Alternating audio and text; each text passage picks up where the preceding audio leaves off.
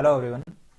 आज हम लोग फिजिक्स के इलेक्ट्रिसिटी पार्ट 2 को कवर करने वाले हैं और ये थ्योरेटिकली आखिरी पार्ट होने वाला है। इसके बाद आपको न्यूमेरिकल मिलेंगे, एमसीक्यूज मिलेंगे, यानी डिटेल तो अभी बाकी है, लेकिन थ्योरी में जितना आपको पढ़ना है उतना हम लोग का आज खत्म हो जाएगा।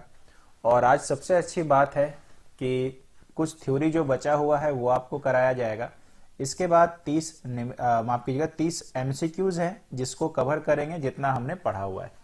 तो चलिए शुरू करते हैं। सबसे पहले अगर आप देख सकते हैं तो हमारा टाइटल आज का क्या है, एसी एंड डीसी। तो एसी को क्या कहते हैं, अल्टरनेटिंग करंट, माफ कीजिएगा अल्टरनेटिंग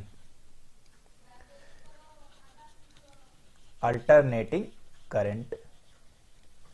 और डीसी को क्या कहते हैं, डायरेक्ट करंट। अभी आगे में इसका हिंदी भी आपको दिखाया जाएगा और विश्लेषण भी किया जाएगा। तो चलिए देखते हैं कि एसी और डीसी एक्चुअली होता क्या है दोस्तों। आइए एक एक करके, ये जो आपको मैं नोट्स बताने वाला हूं ना, इतना डिटेल शायद ही कहीं पे आपको मिलेगा, यानी अगर इसके अंदर से घुस के भी कोई सवाल करना चाहेगा तो आपके पास जवाब होगा। आइए पढ़ते हैं। एसी का पूरा नाम है अल्टरनेटिंग करंट और इसे हिंदी में क्या कहते हैं, प्रत्यावर्ती धारा। ठीक है, ध्यान से देखिएगा, एक एक पॉइंट डिस्क्राइब कर रहे हैं।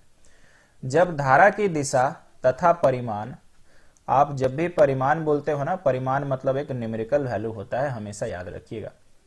तो जब धारा की दिशा और परिमाण समय के साथ एक निश्चित समय बाद परावर्तित हो रही है, एक निश्चित समय बाद परावर्तित हो रही है, तो इस प्रकार की धारा को प्रत्यावर्ती धारा कहते हैं। कहने का तात्पर्य है दोस्तों कि धारा जो होता है एकदम कांस्टेंट नहीं होता है, मतलब ये एकदम ऐसे नहीं होगा। ऐसे तो अभी चित्र दिखाएंगे आपको, ये जो नजर आ रहा है, ये धारा जो है ना कुछ इस मोड में आगे की ओर जाता है, समझ रहे हैं। और एक जो होता है दिष्ट धारा आगे पड़ेगा, वो ये डायरेक्ट चला जाता है, ये ऐसा है। और इसमें हम लोग को क्या शिक्षा मिला कि धारा की दिशा और परिमाण समय के साथ बदलती है। ये बहुत इंपॉर्टेंट पॉइंट है, एग्जाम पे आ भी चुका है। तो जब धारा की दिशा और परिमाण समय के साथ बदले तो यही धारा अल्टरनेटिंग करंट अथवा प्रत्यावर्ती धारा कहलाती है। सेकंड एमसीक्यू ये भी एग्जाम पे आया हुआ है कि सामान्यतः एसी करंट को, अब तो आप इसका हिंदी जान गए, इसको साइन वेव द्वारा दर्शाया जाता है। वेव मतलब तरंग, ठीक है। और ये साइन का जो त्रिकोणमिति में होता है ना ग्राफ, उसी को बोलता है, उसी के द्वारा दर्शाया जाता है। ये त्रिकोणमिति में साइन का एक ग्राफ होता है जो इस तरह से होता है ना। अभी तो हम लोग मैथमेटिक्स में नहीं घुसेंगे, बस फिलहाल मान के चलिए कि वही वाला चीज यहां पे होता है। आप एक बार ध्यान से देखना, ये एक स्ट्रेट लाइन है, मतलब सोचिए कि ये एक अक्ष है, ये लहर ऊपर उठी, तरंग ऊपर उठी, फिर नीचे, ये धारा जा रहा, ये ऐसे करके धारा जा रहा।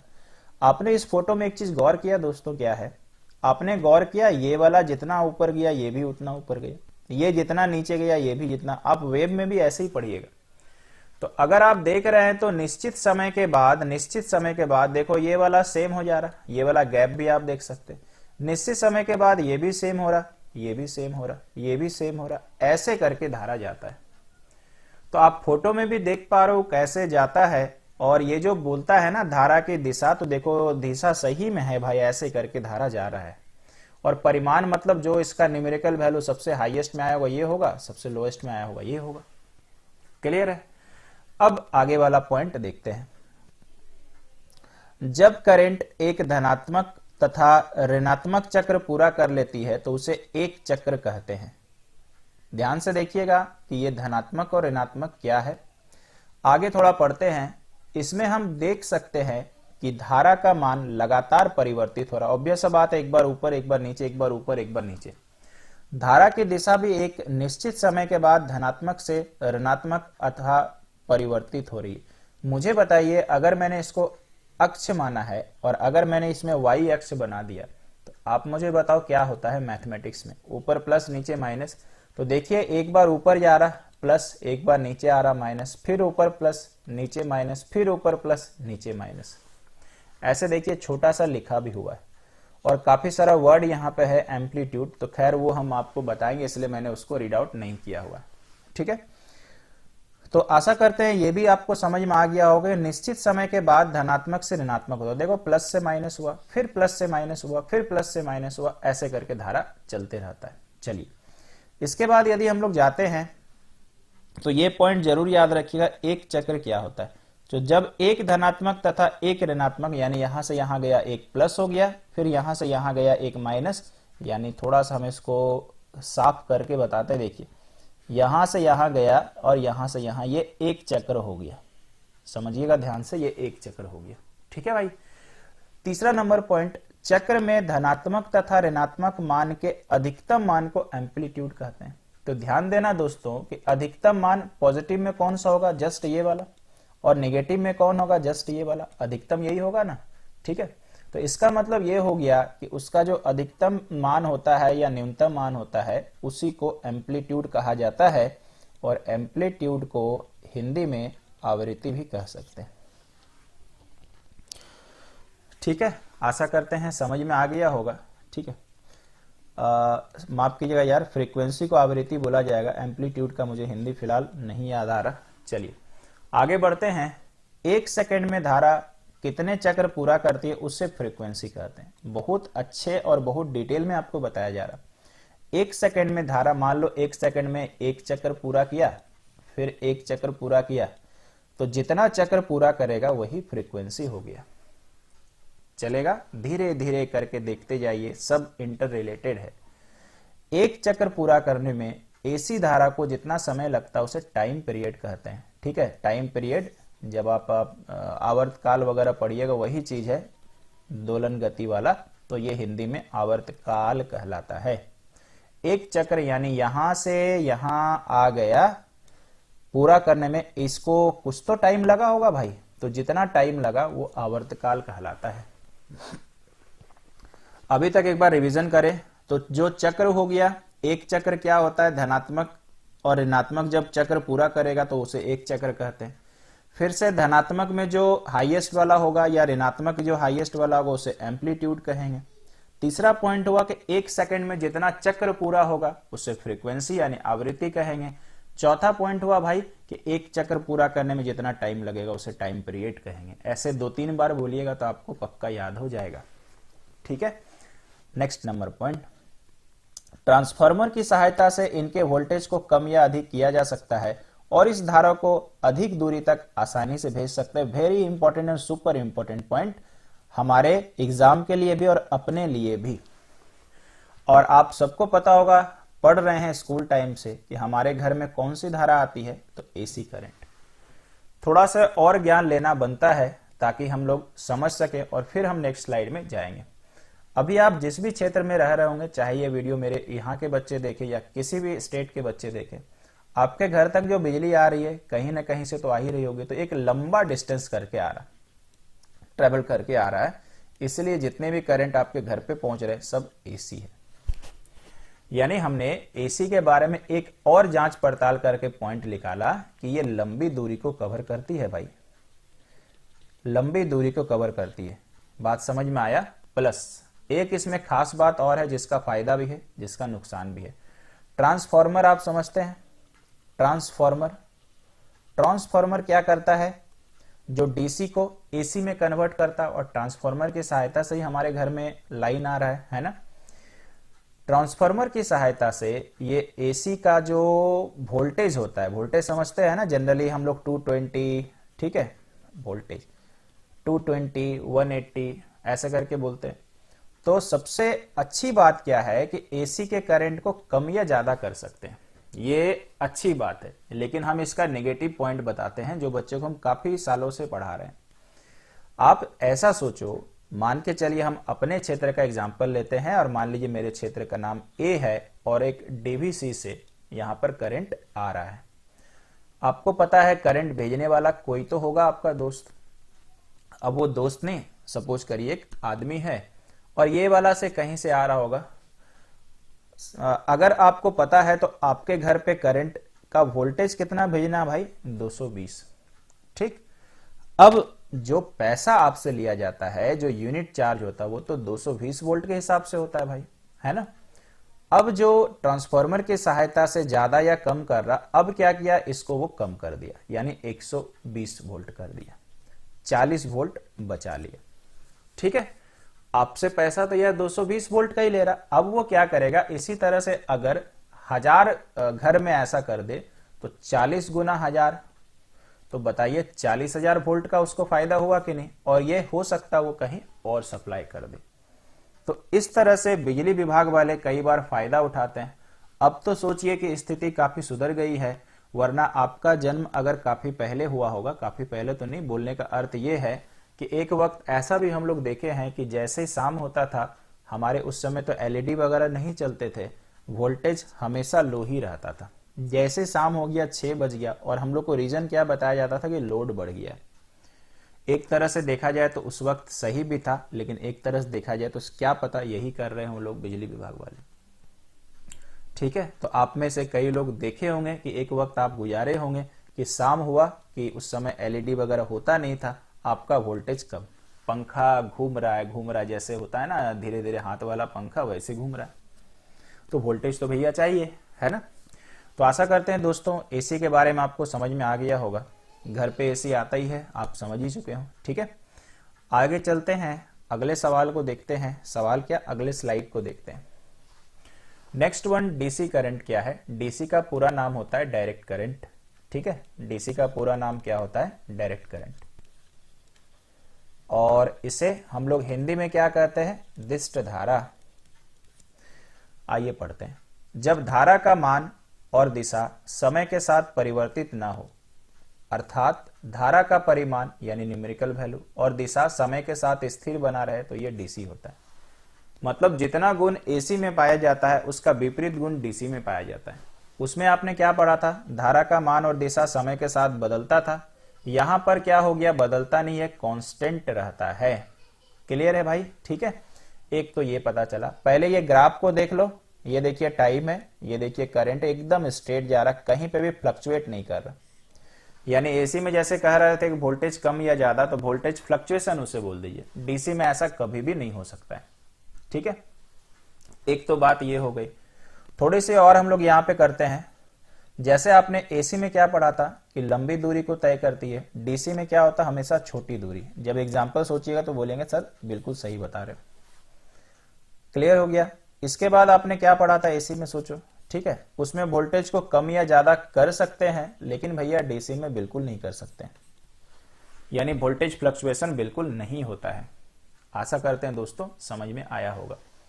अब यहां से हम पढ़ना चालू करते हैं। सामान्यतः इस प्रकार की धारा बैटरी से प्राप्त की जाती है। अगर आपके घर में इन्वर्टर है या आपने कहीं पे देखा है, तो इन्वर्टर में कभी भी वोल्टेज अप डाउन नहीं होता है।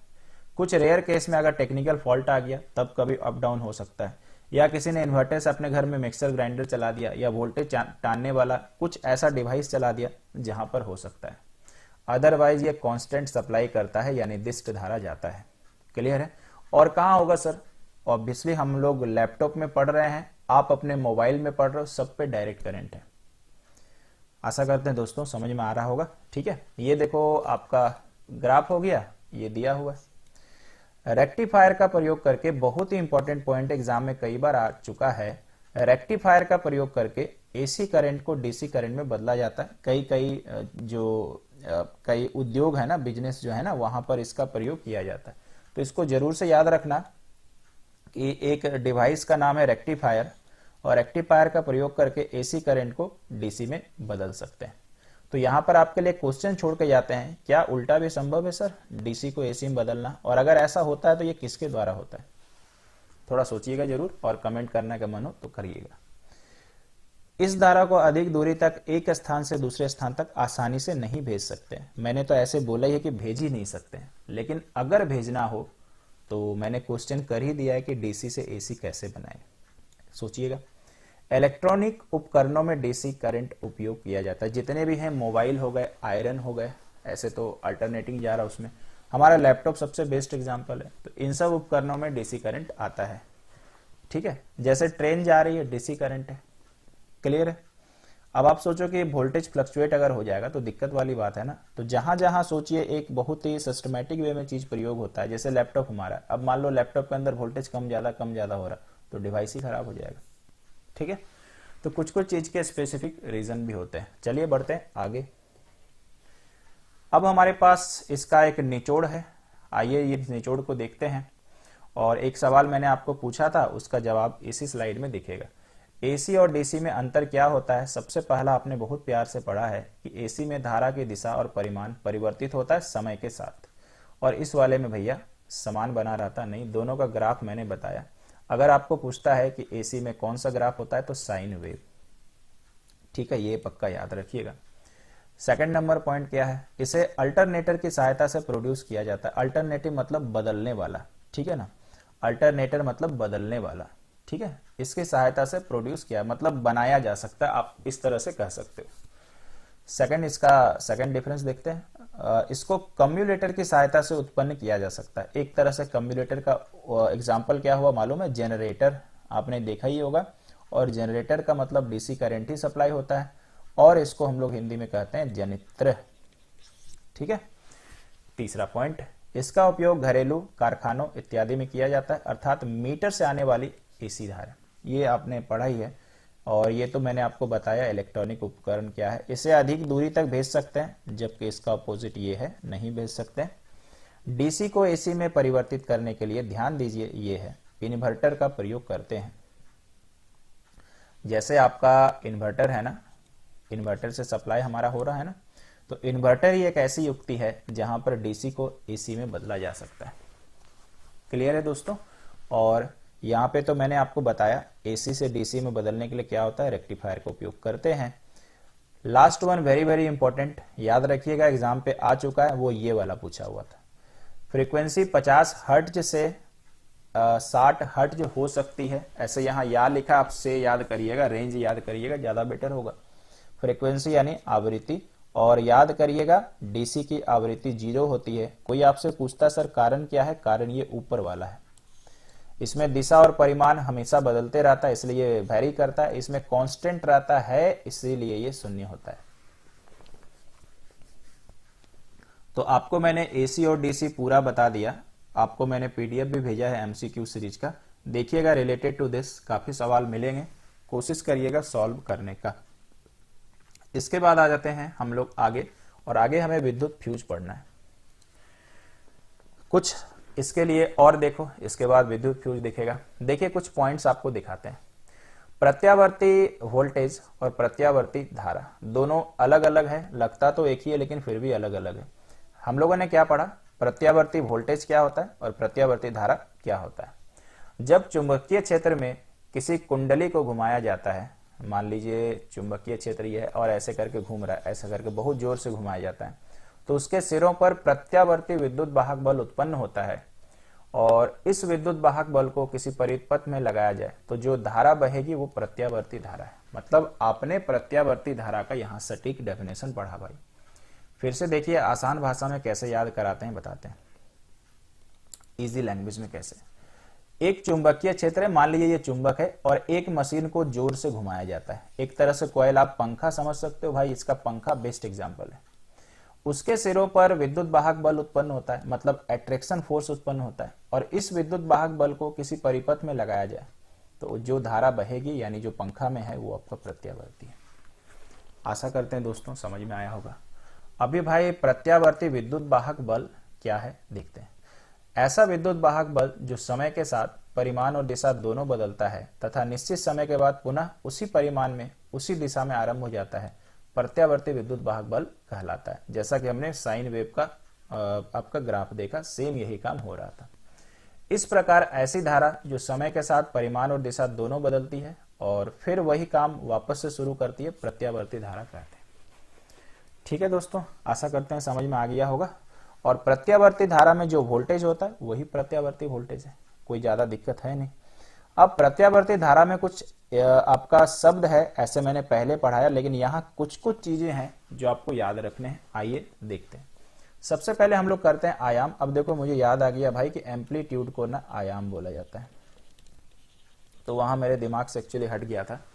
और देखिए वही वाला चीज को अलग अलग यहाँ लिखा हुआ। प्रत्यावर्ती धारा के अधिकतम मान को धारा का आयाम या शिखर कहते हैं, यानी पॉजिटिव में जो महत्तम मान है और निगेटिव में जो महत्तम मान है। तो आशा करते हैं अभी समझ में आ गया। वो ग्राफ वाला याद है ना, ये ग्राफ ये इसका महत्तम और ये, ठीक है। इसको किससे सूचित करते हैं? आई ओ से, स्मॉल आई ओ। आवर्तकाल याद होगा, सब मैंने 2 बार रिपीट किया था। जितने समय में प्रत्यावर्ती धारा एक चक्र पूरा करती वो आवर्तकाल है। इसे टी से सूचित करते हैं और ध्यान रखिए इसका फॉर्मूला होता है T equal to 2 pi upon omega. Omega क्या है भाई? आइए पढ़ते हैं। ओमेगा कुंडली के घूर्णन का कोणीय कोण है। ध्यान रखिएगा, थीटा तो आपको पता है क्या होता है? बेंडिंग एंगल होता है। राउंड में जब हम लोग एंगल मेजर करते हैं भाई तो वो ओमेगा से सूचित होता है। देखिए लिखा भी हुआ, कुंडली के घूर्णन का कोणीय वेग है, तो ये कोणीय वेग को रिप्रेजेंट करता है। ठीक है दोस्तों, इसके बाद आवृत्ति यानी फ्रीक्वेंसी पढ़े हुए हैं। 1 सेकंड में जितना चक्र पूरा होगा उसे आवृत्ति कहेंगे। आवृत्ति का फॉर्मूला देखना, याद करना, 2 पाई बाय ओमेगा, ये तो टी का हो गया। और एफ इक्वल टू क्या होता है दोस्तों? 1 अपॉन टी। तो दिमाग लगाइए, टी का उल्टा यानी एफ का फॉर्मूला ओमेगा अपॉन 2 पाई। क्यों याद रखेंगे सर? 2 पर्पज से, अदरवाइज आप न्यूमेरिकल बनाओ, अदरवाइज एमसीक्यू में देखो। बाकी जो ये है ना, बाकी जो ये है ये आप देख लो क्या लिखा हुआ। आवृत्ति का मात्रक साइकिल प्रति सेकंड है ना। अब ये साइकिल वो साइकिल नहीं है जो आप पढ़ते हैं। साइकिल मतलब घूमना, राउंड करना, रिवॉल्व करना, ठीक है। कैसे आता है सर? देखो कैसे आता है बताते हैं भाई। आवृत्ति मतलब क्या हो गया बताइए? एफ मतलब 1/t है ना। अब देखिए ओमेगा बाय 2 पाई है ना, या 1/t ऐसे ही समझ लो। टी का मात्रक क्या हो गया? सेकंड, और ये घूमने वाले के लिए लगाया हुआ इसलिए साइकिल प्रति सेकंड, या आवृत्ति का मात्रक इसी को हर्ट्ज बोलते हैं। अब एग्जाम में क्या सवाल आ सकता है सर? 1 साइकिल पर सेकंड इक्वल टू 1 hz यानी हर्ट्ज के बराबर होता है। ऐसे भी सवाल पूछ सकता है। और ये मैंने पहले ही बता दिया, घर में जो प्रयोग किया जाता है वो एसी है, उसका जो रेंज होता है 50 से 60 होता है, यहाँ 50 है। इसका अर्थ ये हुआ कि 1 सेकंड में धारा 50 बार एक ही दिशा में और 50 बार विपरीत दिशा में बहती है। ये भी आपके एग्जाम पे आ सकता है भाई। फ्रीक्वेंसी का मतलब अगर 50 हो गया तो 50 बार मान ले चलिए प्लस दिशा में बह रही है और 50 बार नेगेटिव दिशा में बह रही है। क्योंकि एक चक्र में प्रत्यावर्ती धारा 2 बार शून्य और 2 बार अधिकतम होती है। कैसे होती है सर? देखिए, देखो यहाँ पे, यहाँ एक बार 0 हुआ, फिर अधिकतम हुआ, फिर यहाँ पे एक बार 0 हुआ, फिर अधिकतम हुआ, फिर एक बार 0 हुआ, ये बोला जा रहा। पढ़िए, देखिए शायद यही है। चूंकि एक चक्र में प्रत्यावर्ती धारा 2 बार शून्य होती, सही में यार हो रहा है, ठीक है। देखो यहां से यहां मैंने एक चक्र बोला था तो 1 बार और 2 बार हुआ कि नहीं? 2 बार शून्य हो गया, ये सब भी एमसीक्यू बन सकता है। और 2 बार अधिकतम होते, सही में भाई। अतः घर में लगा एक बल्ब 1 सेकंड में 100 बार जलता है और 100 बार बुझता है कि नहीं? लेकिन हम लोग को पता चलता क्या? एलईडी लगता हमेशा ही जले है ना। अभी देखो 1 सेकंड में 100 बार जलता है और 100 बार से यार जल तो रहा है लेकिन बुझने वाला पता नहीं चलता। सर इसका कारण क्या है? कैसे नहीं पता चलता है मेरे को कि वो बुझ भी रहा? आगे लिखा हुआ, दृष्टि निर्बंध जो होता है 1/10 सेकंड में कम समय हुए परावर्तन को हमारी आंख अनुभव नहीं कर पाती। दृष्टि निर्बंध की न्यूनतम समय क्या? 1/10, ठीक है। और इसके कारण जो बल्ब है हमें हमेशा जलता हुआ प्रतीत होता है। तो ये था दोस्तों एसी और डीसी का कंप्लीट कवरेज। एक एक पॉइंट्स मैंने इकट्ठा किया है अलग अलग जगहों से और आपके सामने प्रेजेंट किया है। जरूर से पढ़िएगा अगर आपको डीपली इसको देखना है तो। इसके बाद जैसा कि हम चर्चा कर रहे थे फ्यूज, अभी ध्यान देना फ्यूज क्या है, कितने प्रकार के होते हैं। हो सकता है कोई यूट्यूब पे ऐसा विद्वान मिल जाए जो आपको प्रकार को ही बताने लगे। मेरा तो आपका हमेशा मानना रहा है कि जो एग्जाम पे आ रहा है या आने के चांसेस है उतना ही पढ़ो, बाकी विद्वान कोने में जा सकते हैं, ठीक है भाई। तो इतना ज्यादा विद्वान ना बने कि एग्जाम में जाके वो विद्वानी पूरा निकल जाए आगे और पीछे से, ठीक है। तो इसलिए भाई उन सब टीचर से बिल्कुल दूर रहें जो दिखावा के लिए बोलते हैं कि अरे यार ये पढ़ाया वो पढ़ाया। सबसे पहले देखना चाहिए कि क्या एग्जाम के लिए जरूरी है, क्या कभी आया भी है। तो हम आपको क्या सिखाएंगे कि फ्यूज क्या होता है, कितने प्रकार के होते हैं, लेकिन ये प्रकार का जरूरत क्या है, अपने को जरूरत नहीं है भाई। इतना ही हम आपको कहेंगे। चलिए खैर आगे चलते हैं। विद्युत परिपथ की शॉर्ट सर्किट अथवा ओवरलोड से होने वाली हानियों की सुरक्षा के लिए बहुत जरूरी है। यानी घर पे फ्यूज क्यों लगाते हैं? अगर वोल्टेज बहुत ज्यादा हो गया ये तो गल जाएगा। और क्यों लगाते हैं दोस्तों? शॉर्ट सर्किट हो जाए तो गल। अच्छा, फ्यूज कौन से क्रम में लगा रहता? श्रेणी, क्योंकि आपको पता है अगर मेरे से यहाँ टीवी कनेक्टेड है, यहाँ बल्ब कनेक्टेड है, यहाँ वॉशिंग मशीन है, यहाँ पर फ्रिज है, तो अगर यहाँ पर मैंने फ्यूज लगा के रखा हुआ है तो वोल्टेज ज्यादा हुआ तो ये कट जाएगा, तो आगे जाने वाली करंट पास नहीं होगी। ठीक है, तो ये भी अपने को समझ में आया। फ्यूज क्या है? फ्यूज एक सुरक्षा की युक्ति है जो विद्युत परिपथ की ओवरलोड और शॉर्ट सर्किट से सुरक्षा करता है। फ्यूज किससे बने होते हैं? सुपर इंपॉर्टेंट सवाल। फ्यूज निम्न गलनांक वाली धातु से बने होते हैं। क्या धातु प्रयोग होता है भाई? तांबा, चांदी, एल्युमिनियम। जरूर याद रखिएगा। फ्यूज कितने प्रकार के होते हैं सर? बहुत प्रकार के होते हैं। ये तो मैंने 2-3 करके आदि लिख दिया है। क्या क्या होता है? किटकैट फ्यूज, आपने पहली बार नाम सुना होगा। HRC फ्यूज और कार्टिज फ्यूज। HRC फ्यूज माने जो चीनी मिट्टी का अपने घर पे बना होता है। ठीक है दोस्तों, तो फिलहाल आप नाम याद रख लो, चलेगा। तो हमारा थ्योरी खत्म हो चुका है ना, और हमारे पास 30 बेस्ट एमसीक्यू है। ऐसे तो एमसीक्यू झड़ी लगा दिए, आपको मैंने अलग से भी दिया हुआ है। तो यहाँ पे जो है वो वही है जो हमने अभी तक अध्ययन किया हुआ है। शुरू करते हैं। निम्नलिखित में से कौन अर्धचालक नहीं है? निम्नलिखित में से कौन अर्धचालक नहीं है? ठीक है, ये सवाल आपके लिए पहले ही रहेगा और मैंने पहले ही बोहनी किया भाई, ये होमवर्क के लिए ध्यान रखिएगा। अर्धचालक है नहीं पूछा है, अर्धचालक नहीं है। और प्लीज बिना नेट के सहारे पहले सोचिएगा, आता होगा तो मुझे बताइएगा। ये आप देखो, फ्यूज का थोड़ा इधर उधर हो गया, आप इसको पढ़ लेना एक बार। हम इसको फटाफट से करते हैं, है ना। ये मेरे को लग रहा पहले होना चाहिए था। फ्यूज कैसे कार्य करता देखो, मैंने बताया है, इनका चयन इनकी धारा वहन क्षमता और परिपथ की आवश्यकता पर निर्भर करता है। फ्यूज को परिपथ की शुरुआत में फेज तार के श्रेणी क्रम में जोड़ते हैं, जैसा कि मैंने बताया। जब शॉर्ट सर्किट होता है या ओवरलोड होता है तो जितना उसका लोड है भाई, उससे ज्यादा धारा प्रवाहित होने लगती है और वो तार जो होता है वो गर्म होकर पिघल जाता है। पिघलने के बाद क्या होता है कि धारा आगे जाने से रुक जाता है, यानी पूरे घर में ज्यादा लोड होने से रुक जाता है, ताकि आपके सुरक्षा उपकरण, माफ कीजिएगा, जो उपकरण है वो सुरक्षित रह सके। इस प्रकार स्वयं टूट जाता है। आप ये सब जानते हो, थोड़ा सा तेल मसाला लगा के लिखा गया है। एक बार यदि फ्यूज तार टूट जाता है तो दोबारा उपयोग नहीं किया सकता, आपको ही पता है। मे भी किसी न किसी ने फ्यूज बांधा हो। और एक इंपॉर्टेंट पॉइंट क्या है, सर्किट, ये तो पढ़े। ये सबसे इंपॉर्टेंट पॉइंट आखिरी वाला है।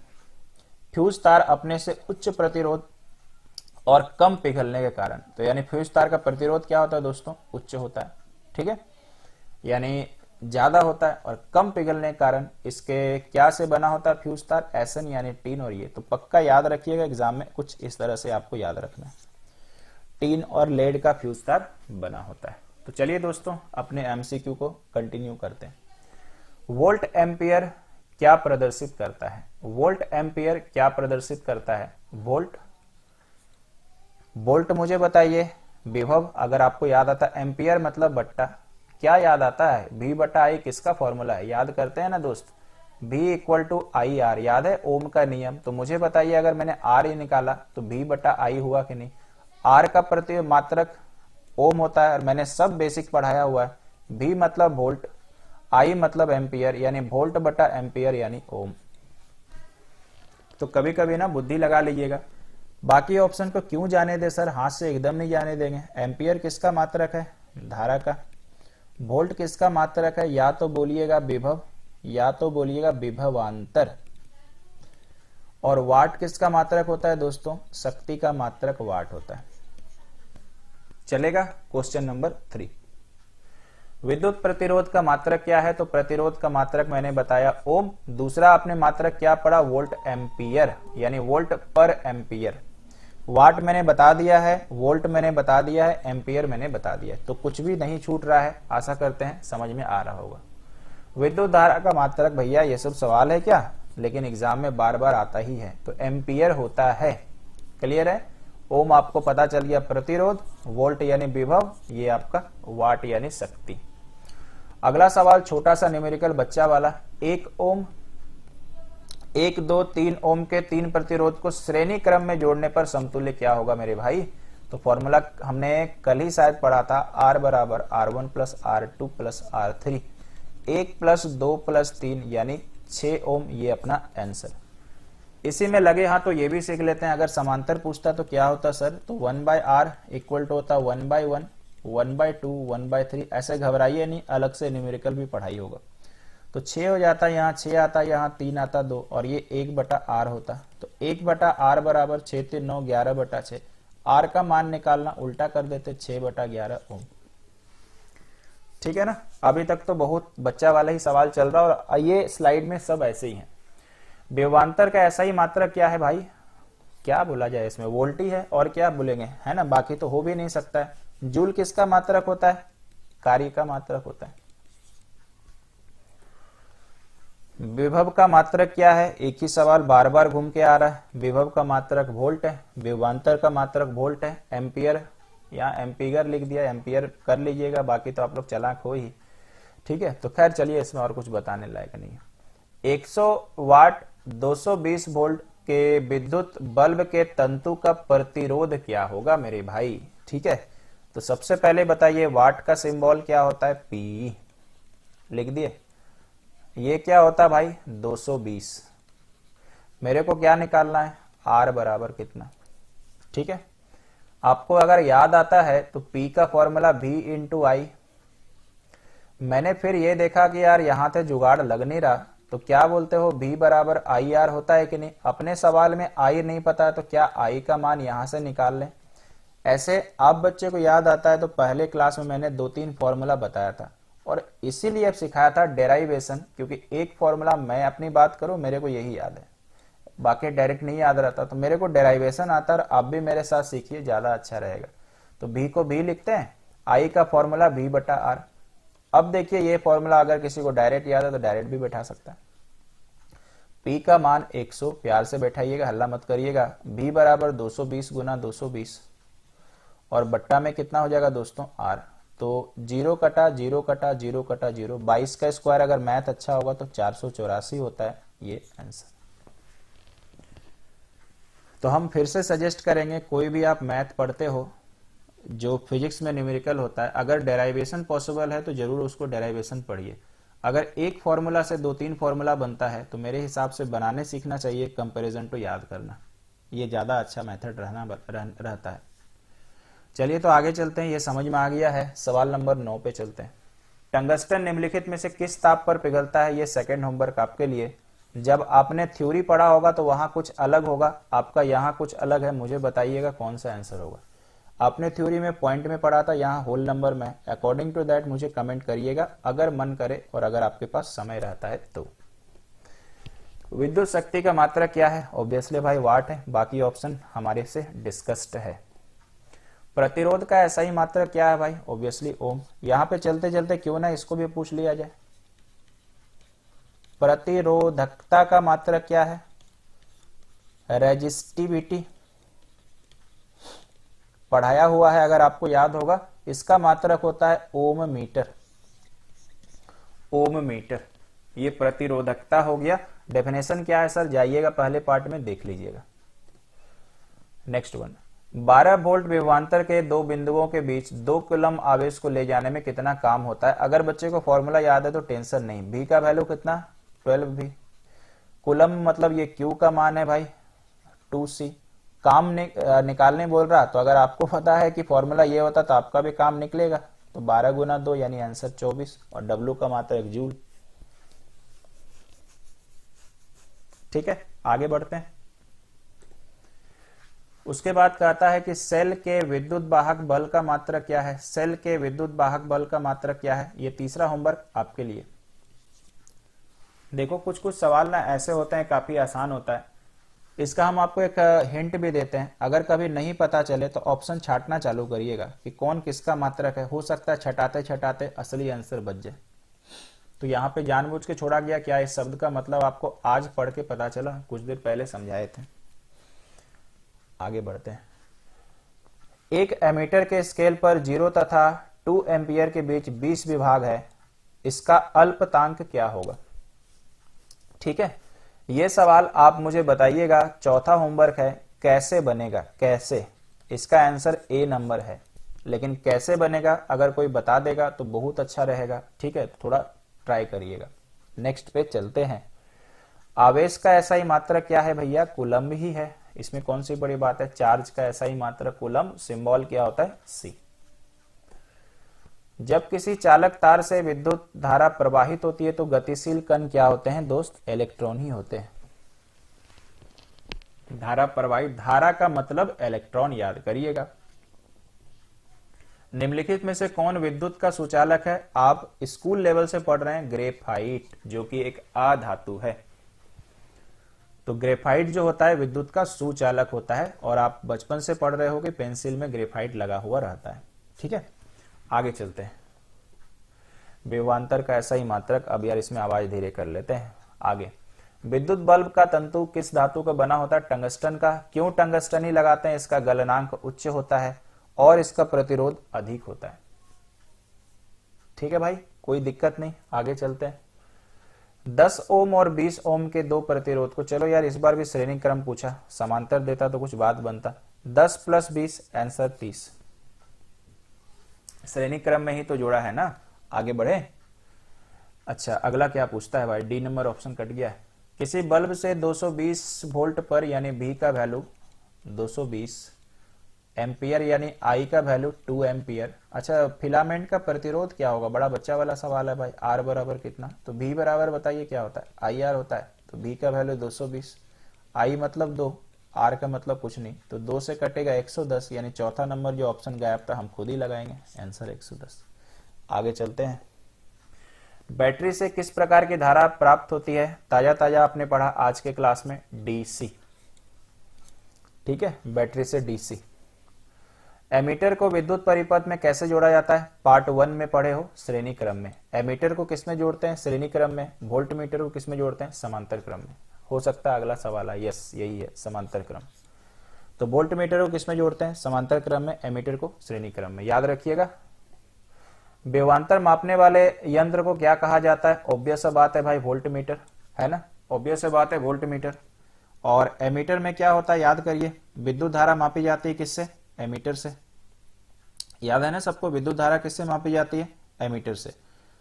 तो मेरे हिसाब से अगला सवाल यही होना चाहिए, विद्युत धारा वाला। चलिए देखते हैं। अच्छा, 1 वोल्ट क्या कहलाता है? अगर आपने मेरा अच्छा से कंसेप्ट पढ़ा होगा तो 1 वोल्ट जो होता है 1 जूल प्रति कूलम्ब के बराबर होता है भाई। कैसे याद रखें सर? क्या पता कैसे याद रखें यार। W बराबर फॉर्मूला V × Q होता है, ताजा ताजा अभी भी पढ़े, न्यूमेरिकल भी बनाए। यहां से आप V बराबर सोचिए क्या? W/Q। मुझे बताइए, V मतलब वोल्ट हुआ ना, तो 1 वोल्ट मान लीजिए। कार्य का मात्रक क्या होता है भाई? जूल होता है। बट्टा Q का मात्रक क्या होता है? कूलम, कूलम का C, मैच कराइए, जूल कूलम। ऐसे करके मैंने याद रखा है, आप लोग मारते हो रट्टा और भूल जाते हैं आगे जाके। तो मेरे हिसाब से कोशिश करिए ना, ठीक है, कि आप यहां पर इस तरह से याद रखो। इसके बाद आगे चलते हैं। 1 किलोवाट घंटा मात्रक है विद्युत ऊर्जा का, कोई तकलीफ नहीं। अच्छा, एक सवाल यार मेरे को बताना था, बोलते बोलते भूल गए, देख में। गैल्वेनोमीटर से क्या किया जाता है? इससे भी विद्युत धारा मापा जाता है ना? या आप बोल सकते हो कि इससे इलेक्ट्रिक करंट को दिखाया जाता है, यानी विद्युत धारा को दिखाया जाता है।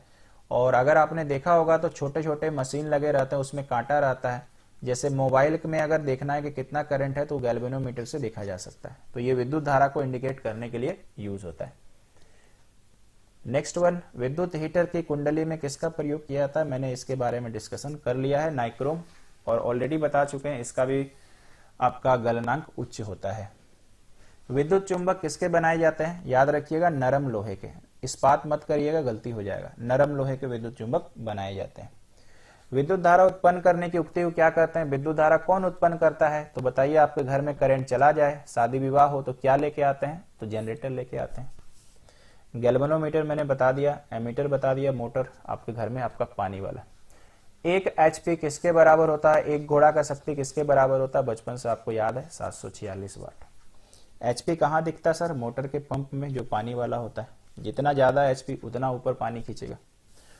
तो ये था यार साइंस का MCQ प्लस बचे हुए थ्योरी। बाकी आप देख लेना कैसा क्या है। MCQs आपको भेजा गया है, जरूर उसे सॉल्व करें। बाकी आपके ऊपर डिपेंड करता है करना है कि नहीं करना है, उसके अलावा भी आपको मिलेगा। तो चलिए दोस्तों, अभी के लिए इतना ही। बहुत जल्द नेक्स्ट वीडियो में आपसे मुलाकात होगी। Thank you so much.